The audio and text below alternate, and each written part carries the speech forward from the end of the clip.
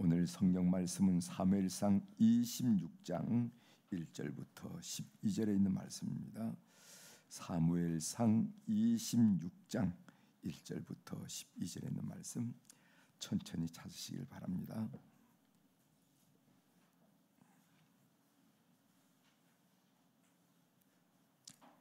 네, 찾으셨으면 1절부터 제가 봉독해 드리겠습니다. 10사람이 기브아에 와서 사울에게 말하여 이르되 다윗이 광야 앞 하길라 산에 숨지 아니하였나이까 하매 사울이 일어나 십광야에서 다윗을 찾으려고 이스라엘에서 택한 사람 3,000명과 함께 십광야로 내려가서 사울이 광야 앞 하길라 산 길가에 진이라. 다윗이 광야에 있더니 사울이 자기를 따라 광야로 들어옴을 알고 이에 다윗이 정탐꾼을 보내어 사울이 과연 이른 줄 알고 다윗이 일어나 사울이 진친 곳에 이르러 사울과 네리 아들 군사령관 아브넬이 머무는 곳을 본즉 사울이 진영 가운데 누웠고 백성은 그를 둘러 진쳤더라. 이에 다윗이 햇사람 아히멜렉과 수라의 아들 요압의 아우 아비새에게 물어 이르되 누가 나와 더불어 진영에 내려가서 사울에게 이르겠느냐 하니 아비새가 이르되 내가 함께 가겠나이다. 다윗과 아비새가 밤에 그 백성에게 나아가 본즉 사울이 진영 가운데 누워 자고 창은 머리 곁 땅에 꽂혀 있고 아브넬과 백성들은 그를 둘러 누웠는지라. 아비새가 다윗에게 이르되 하나님이 오늘 당신의 원수를 당신의 손에 넘기셨나이다. 그러므로 청하노니 내가 창으로 그를 찔러서 단번에 땅에 꽂게 하소서. 내가 그를 2번 찌를 것이 없으리이다 하니 다윗이 아비새에게 이르되 죽이지 말라. 누구든지 손을 들어 여호와의 기름 부음 받은 자를 치면 죄가 없겠느냐 하고 다윗이 또 이르되 여호와께서 살아계심을 두고 맹세하노니 여호와께서 그를 치시리니 혹은 죽을 날이 이르거나 또는 전장에 나가서 망하리라. 내가 손을 들어 여호와의 기름 부음 받은 자를 치는 것을 여호와께서 금하시나니 너는 그의 머리 곁에 있는 창과 물병만 가지고 가자 하고 다윗이 사울의 머리 곁에서 창과 물병을 가지고 떠나가되 아무도 보거나 눈치채지 못하고 깨어있는 사람도 없었으니 이는 여호와께서 그들을 깊이 잠들게 하셨으므로 그들이 다 잠들어 있었기 때문이었더라. 아멘. 12절까지 한번 읽겠습니다. 오늘 함께 읽은 사무엘상 26장 1절부터 12절에 있는 말씀을 중심으로 주제를 어려울 때 하나님으로부터 점수 따기가 더 쉽다, 이런 주제로 함께 말씀을 나누겠습니다. 그렇죠? 우리도 어려울 때 사람의 진심을 알 수가 있고 본심을 알 수 있는 거 아니겠어요? 그래서 어려울 때 하나님으로부터 점수 따기가 더 쉽다. 진국이구나, 진짜구나, 정말 신뢰하고 있구나, 흔들림이 없구나 알 수 있다는 것이죠. 오늘 이 본문 내용을 좀 살펴보면요, 사울 왕은 다윗을 추격하기 위하여 하길라 산 길가에 진을 친다 하는 내용이 있습니다. 2절 3절 제가 읽어드리겠습니다. 사울이 일어나 십광야에서 다윗을 찾으려고 이스라엘에서 택한 사람 3,000명과 함께 십광야로 내려가서 광야 앞 하길라 산 길가에 진치니라. 이렇게 3번절에 나와 있습니다. 권력이 주는 매력이 얼마나 크기에, 그리고 정적에 대한 불안이 얼마나 크기에 사울 왕은 이렇게 끈덕지게 다윗을 죽이려고 합니까? 우리가 쭉 보면 참 끈덕지다, 뭔가 홀린 사람처럼 이런 것을 우리가 보게 됩니다. 잠깐 사무엘상 24장에는 엔게디 동굴 사건이 나오는데 그 엔게디 동굴 사건과 오늘 사무엘상 26장에 나오는 하길라산 사건을 좀 한번 비교해 보려고 합니다. 한번 여러분들이 다 찾진 마시고 제가 본문을 읽어드릴 테니까 한번 들어보십시오.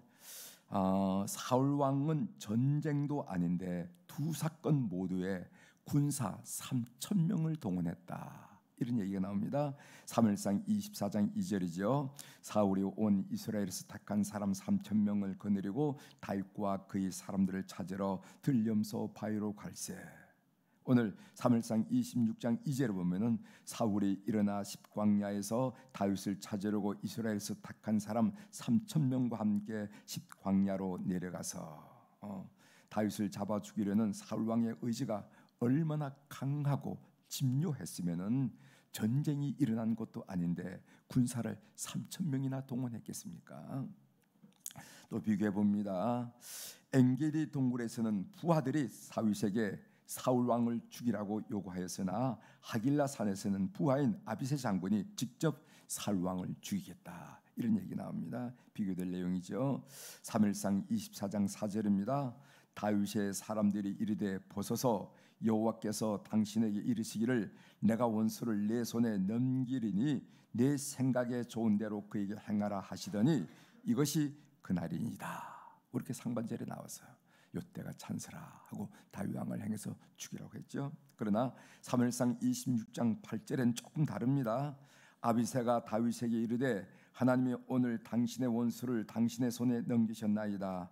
그러므로 청하노니 내가 창으로 그를 찔러서 단번에 땅에 꽂게 하소서. 내가 그를 두 번 찌를 것이 없으리이다 하면서 아비새 장군이 나서서 내가 처단하겠다, 이렇게 나온다는 거죠. 하길라 산에서는 아비새 장군이 직접 사울을 살해하겠다고 나섭니다. 그 순간 다윗은 자신의 손으로 사울 왕을 해치지 않으니까 책임을 회피할 수도 있겠구나라는 생각이 들지 않을까요? 그래서 아비새 장군이 정 그렇게 주장하기 때문에 정 그렇게 생각한다면은 알아서 하시오, 나는 모르는 일로 하겠소라고 묵인할 수 있지도 않았을까? 이 순간이야말로 유혹의 순간이 아니었겠는가, 이런 생각이 들잖아요. 그렇죠? 아니 장군이 그냥 죽이겠다고 나서는데 뭐 좀 그렇게 마음에 그렇게 들었다면 하십시오. 나는 모른 척 하겠어. 우리가 그렇죠. 다른 사람한테 다 얘기 듣고 나는 모르는 일로 하겠다 한 얘기 듣죠, 여러분? 여러분들 우리가 인간관계 하면서 그런 얘기 안 합니까? 다 들어놓고 방향도 설정해놓고 나는 모르는 일로 하겠소, 이렇게 책임을 회피한 사람이 인생을 살면서 얼마나 많이 만납니까? 다윗이 그럴 수도 있다는 거예요. 세 번째로 엔게디 동굴에서는 다윗이 사울 왕의 옷을 베었지만은 하길라 산에서는 사울 왕의 창과 물병을 가지고 왔습니다. 사무엘상 24장 4절 하반절이죠. 다윗이 일어나서 사울의 겉옷자락을 가만히 베니라. 오늘 사무엘상 26장 11절에 보면은 내가 손을 들어 여호와의 기름 부음 받은 자를 치는 것을 여호와께서 금하시나니 너는 그의 머리 곁에 있는 창과 물병만 가지고 가자 하고, 사울 왕은 사방으로 둘러싸고 있는 군사들의 한복판에 누워 자면서도 머리맡에 자기 창을 꽂아두지 않으면 안 될 정도로 불안해하고 있음을 보게 됩니다. 우리가 심리적으로 보면은요, 쫓는 자보다 쫓기는 자가 더 불안한 법이 아니겠어요? 그런데 오늘 본문에 보면은 다윗은 쫓기는 입장이었지만은 담대하게 저기 심장부까지 내려갔어요. 반면 사울 왕은 쫓는 입장임에도 불구하고 창에 기대지 않으면은 잠을 청할 수 없는 그런 입장에 있다 하는 것도 재미있는 비교라 생각합니다.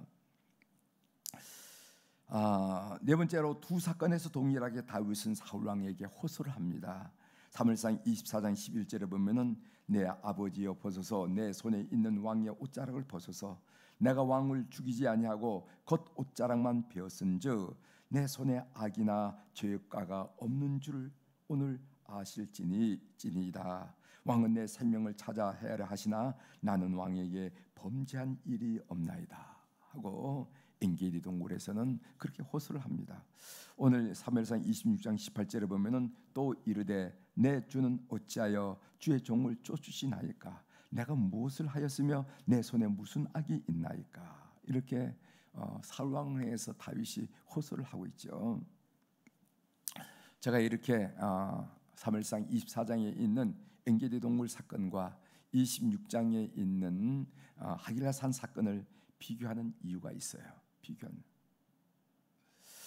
쫓고 쫓기는 상황이 비슷하다는 것을 여러분들에게 확인시켜 주고 싶어서 그렇습니다. 다윗은 지금 비슷한 일을 또 겪고 있는 거예요. 다윗은 이런 일을 반복적으로 겪으면서 무슨 생각을 하게 되었을까? 여러분이 다윗의 처지였다 하고 한번 상상을 한번 해보시길 바랍니다. 열심히 준비해서 준비한 시험에서 반복적으로 낙제. 지난해도 떨어졌는데 올해도 떨어져. 또 시도하는 취직 인터뷰마다 반복하여 떨어져. 정말 옷매무새를 갖추고 머리도 좀 미용실에서 잘하고 표정도 좀 지어보고 뭐 이런 학원에서 저런 학원에서 훈련도 받고 이렇게 했는데 인터뷰마다 떨어져. 반복된다 이 말이죠. 그리고 밤잠을 자제하고 애쓴 사업에서 반복적으로 실패를 해. 남들에 비교하면 비교할 수 없을 정도로 철저하게 준비하고 노력하고 만날 사람 만나고 해결할 일을 해결했음에도 불구하고 사업이 반복적으로 실패한다. 그럴 때 우리 인간은 무슨 생각을 하게 되죠? 어떤 생각을 하게 되죠? 몇 가지 추측을 한번 해봅니다. 제가 첫 번째로 언제 이런 상황이 끝날 것인가라는 상황에 대한 푸념이 일어나지 않았겠어요. 참 내 인생 고약하기도 하다. 언제 이 일이 끝날 것인가? 이런 생각이 들지 않겠나 말이죠. 우리가 사실 어려운 환경에 있지만 살아갈 희망을 갖는 이유는 뭐냐면은 더 나아질 것이다 라는 그 한 가닥 희망 때문에 우리가 사는 거 아니겠어요? 우리가 허리를 동이고 자식들을 가리킨 이유가 뭡니까? 우리는 힘들지만은 너희 때는 더 나아질 거야.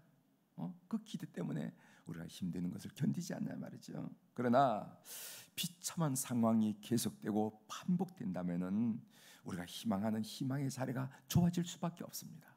그때 밀려오는 해가 있다는 거죠. 두 번째로 약속을 어기기를 반복적으로 하는 사울 왕을 보면서 이 인간에 대한 회의를 갖지 않게 되겠는가 하는 그런 생각을 하게 되더라고요. 인간, 우리가 사람을 신뢰하고 이렇기 때문에 오늘 또 그 사람을 만나고 오늘 또 그 사람과 대화하고 오늘 또 그 사람과 미래를 계획하는 거 아니겠어요? 그런데 인간이 신뢰할 수 없다 하는 그런 회의가 달고 올 때 우리는 삶에 대한 참 기대가 많이 무너진 것을 느낍니다. 살왕은 엔게디 동굴에서 한 일을 가길라 산에서 똑같이 하고 있어요. 엔게디 동굴에서 다윗은 살왕을 살려주었을 때 그는 다윗을 내 아들이라고 불렀습니다. 살왕이 다윗에게 내 아들이라고 불렀어요. 16절에 사무엘상 24장 16절에 나옵니다. 그렇다면은 그때 고백한 내 아들이라는 말은 무슨 의미였습니까? 엔게디 동굴에서 사울 왕은 다윗에게 자신이 잘못했다고 다시는 이런 짓을 하지 않겠다고 다짐하고 용서를 빌었습니다. 그렇다면 그때 다짐은 무슨 의미였습니까? 엔게디 동굴에서 사울 왕은 소리 높여 울기까지 했어요. 그렇다면 그때 울음은 무슨 의미였겠나요 말이죠. 사람이 흘리는 눈물에서조차 진실이 없다면 사람에 대해서 회의를 갖지 않을 수가 없겠죠. 다윗이 그 사람을 만나고 싶었겠냐.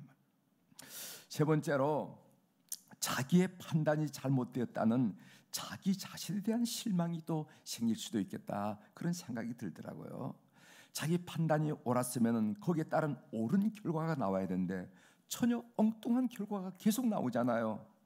사울왕을 죽일 수 있었는데 옷자락만 베면은 사울왕이 달라질 줄 알았습니다. 그러나 여전히 사울왕은 변하지 않고 자기 앞에 나타난다는 거죠.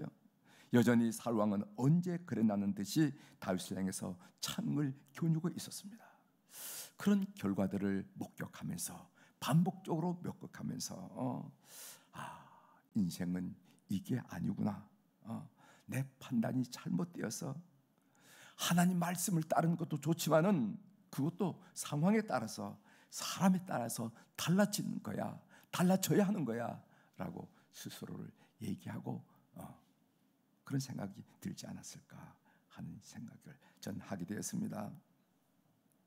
그런데 성경에 보면은 이런 우리가 만일 이런 경우를 당했다면은 굉장히 혼란스럽고 회의에 사로잡힐 듯한데 다윗 왕은 그 혼란에도 불구하고 의지를 꺾지 않았어요.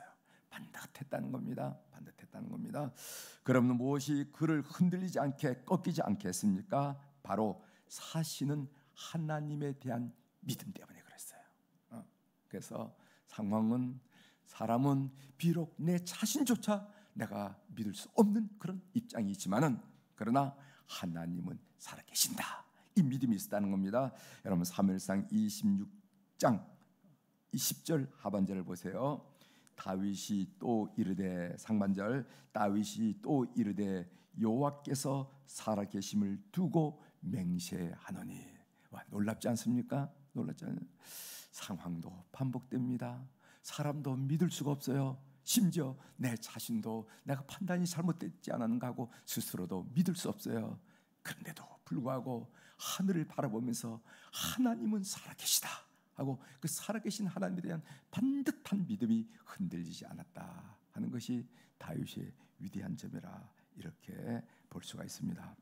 살아계신 하나님에 대한 다윗의 믿음이 얼마나 확고했는지 우리는 성경에서 몇 군데를 찾아볼 수가 있는데, 한번 찾아보고 말씀을 좀 정리해 가도록 하겠습니다. 다윗은 여호와의 기름 부음 받은 자를 해하지 않겠다고 다시 한번 결심하죠. 9절입니다. 다윗이 아비새에게 이르되 죽이지 말라. 누구든지 손을 들어 여호와의 기름 부음 받은 자를 치면 죄가 없겠느냐.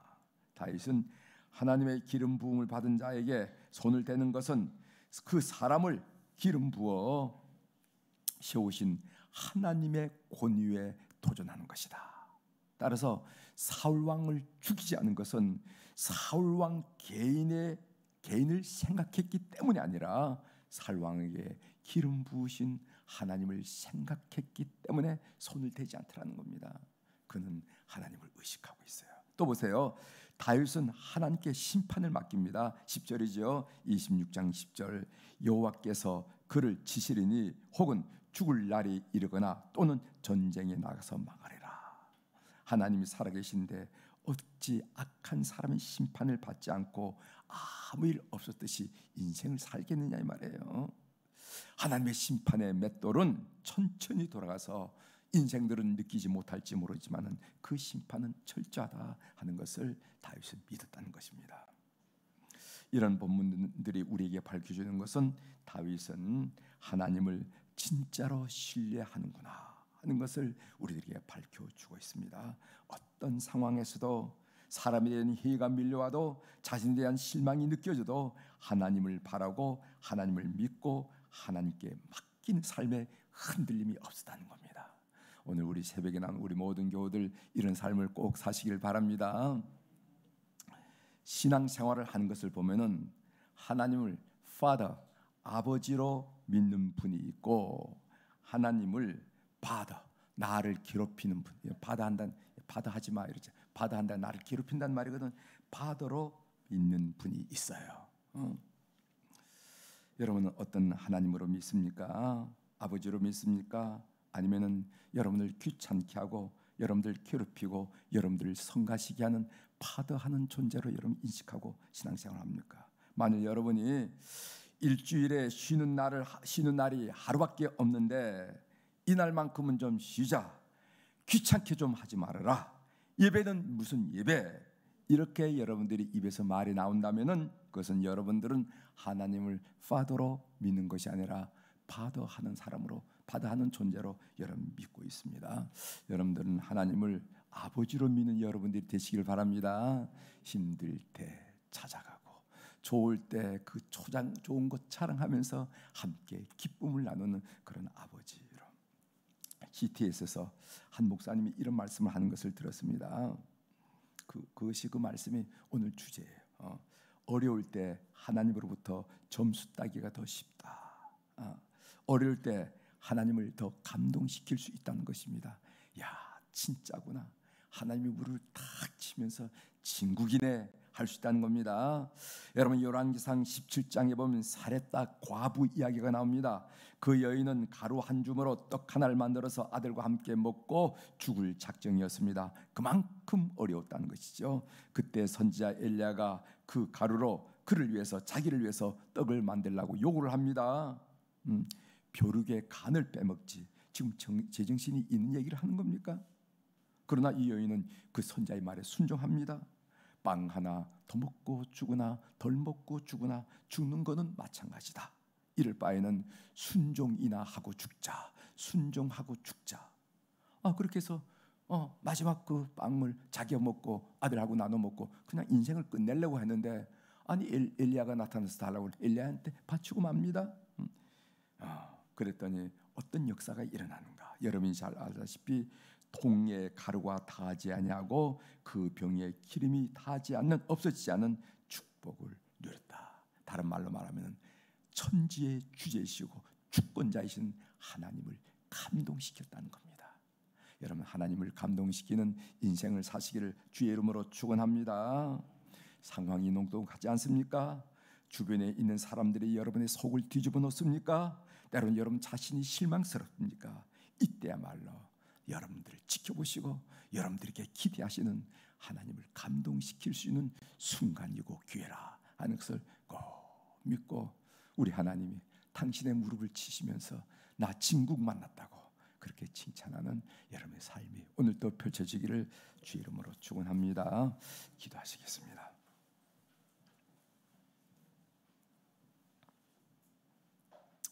하나님, 오늘 다윗의 삶을 보면서 하나님은 진국이구나, 진짜구나 하는 것으로 판단하시고 빙그레 웃는 모습을 우리가 상상했습니다.